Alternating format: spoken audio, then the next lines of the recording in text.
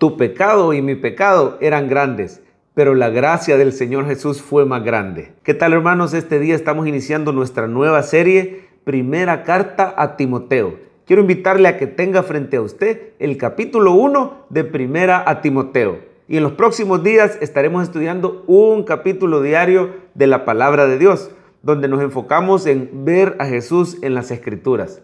Cuando vemos al Señor, somos transformados de gloria en gloria por el Espíritu Santo. No hay mejor manera de empezar el día que sentados a los pies de Jesús, oyendo su palabra, recibiendo todo lo que Él nos quiera impartir. Y miren, el capítulo 1 de Primera a Timoteo sobresale la gracia del Señor. Oiga cómo Pablo habla de la gracia de Dios. Dice en el 1:12, doy gracias al que me fortaleció, a Cristo Jesús nuestro Señor, porque me tuvo por fiel poniéndome en el ministerio.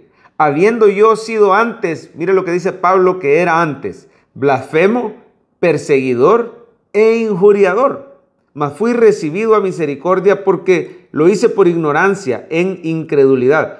Muchos de nosotros cuando estábamos en incredulidad hicimos terribles cosas que no nos gusta ni acordarnos de lo que éramos antes de Cristo. Muchos de nosotros también fuimos blasfemos o nos metimos sin querer con cosas de ocultismo. Todos nosotros estábamos muertos en delitos y pecados y muchos luchábamos con cadenas adictivas, habíamos perdido el gozo y las ganas de vivir. Otros estaban engañados creyendo que estaban viviendo una vida agradable, pero ese vacío iba creciendo más y más y sobre todo no teníamos propósito de vida. Así era el apóstol Pablo, un perseguidor de la iglesia, injuriador, blasfemo, pero la gracia del Señor fue más grande. Mire por favor el versículo 14. Esto aplica para usted y para mí también. Pero la gracia de nuestro Señor fue más abundante con la fe y el amor que es en Cristo Jesús. Mi pecado era mucho, pero la gracia del Señor fue más abundante. ¿Lo puede decir conmigo? Pero la gracia del Señor fue más abundante, junto con la fe que te dio el Espíritu Santo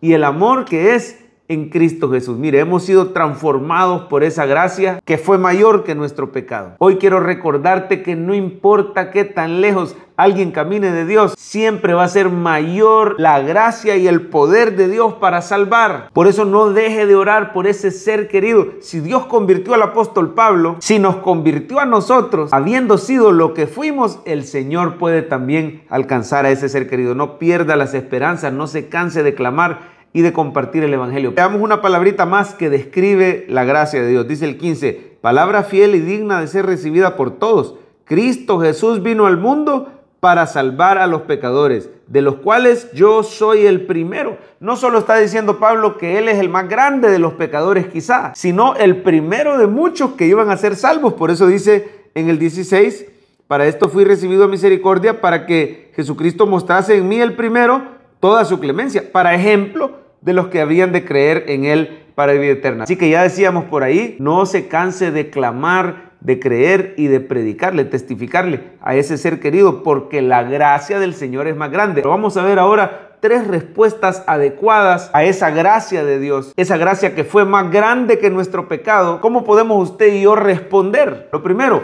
alabanza. Debemos alabarle porque su gracia es más grande. Mire la alabanza del apóstol Pablo en el versículo 17. Por tanto, al Rey de los siglos, inmortal, invisible, al único y sabio Dios, sea honor y gloria por los siglos de los siglos. Amén. Una adoración espontánea del apóstol Pablo en esta epístola, en esta carta escrita. Se ve que es una persona que destila adoración, que durante el día de repente le dan ganas de hacer una pausa y alabar a Dios, cantarle un cántico, servirle de todo corazón, entregarle su vida. Nuestra mejor alabanza, que no solo es con cantos, sino rindiéndole nuestra vida por gratitud. Ese es nuestro culto racional. Adóralo de todo corazón. Esa es la primera respuesta. La segunda, permanece fiel haciendo lo que Dios te ha puesto a hacer. Mira el 18. Este mandamiento, hijo Timoteo, te encargo para que conforme a las profecías que se hicieron antes en cuanto a ti, le dice, milites por ellas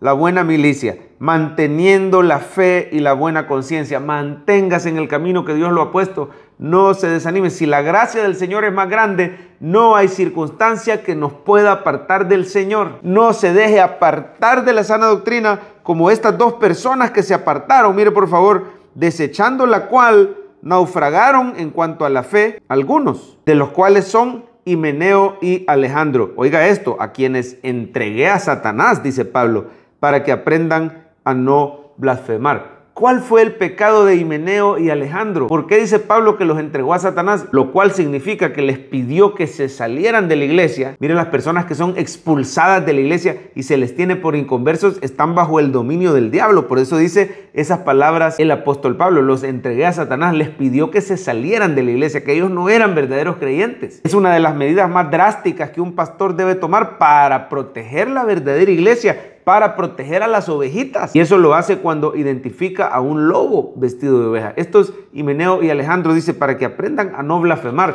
Pero ¿cuál habrá sido en detalle el pecado de ellos?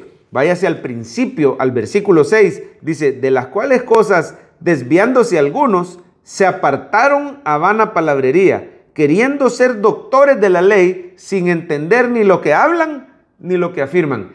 Estos, Himeneo y Alejandro, junto con otros, se habían apartado de la sana doctrina. Envanecidos por su orgullo, dejaron la fe sencilla en Jesucristo, dejaron el evangelio y comenzaron a querer ser doctores de la ley. Mire, ya les importaba más que le dijeran doctor Himeneo, doctor Alejandro. Ya ellos estaban desviando a la iglesia del evangelio y de Cristo. Por eso era grave, porque estaban metiendo a la iglesia en un legalismo grave. Pablo ahí, a partir del versículo 8, quiero que lo lea en casa, comienza a explicar para qué sirve la ley. La ley no es para los cristianos, dice, no es para los justos. Así es el versículo 9, conociendo esto, que la ley no fue dada para el justo, sino para los transgresores, desobedientes, impíos, pecadores, o sea, para todo el que no es cristiano. La ley nos muestra nuestro pecado para que vengamos a Cristo. Pero una vez estamos en Cristo, ahora la ley del Espíritu nos libra de la ley del pecado. No tenemos por qué volver a la ley, ni mucho menos hacernos doctores de la ley, sin entender que la ley lo que hace es llevarnos a Cristo. Desviados por su orgullo,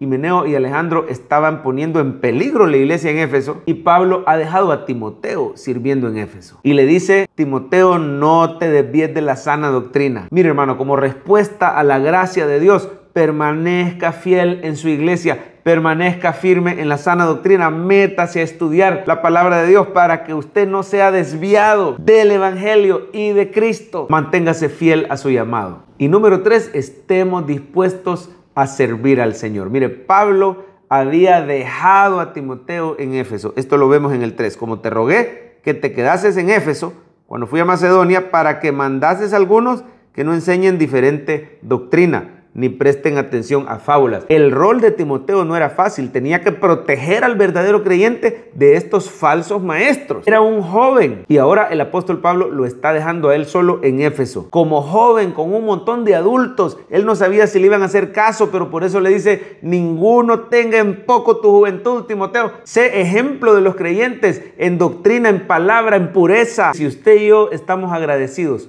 porque la gracia del Señor fue más grande, número 1, alábelo. Número 2, siga firme en la sana doctrina. Y número 3, permanezca sirviendo donde Dios lo ha puesto a servir. Sírvale al Señor de todo corazón. Dígale: Señor, ¿cuál es mi llamado? ¿Cuáles son los dones que has puesto en mí? ¿En qué puedo servirte? Aquí en mi iglesia o en mi lugar de trabajo, abriendo un grupo en mi casa. Quizás yo siento que me queda grande el saco. Como Timoteo, siento que no doy el ancho. Pero es cuando más la gracia del Señor, que es más grande que mi debilidad, se va a manifestar y a glorificar en nosotros. Alabemos al Señor por su gracia.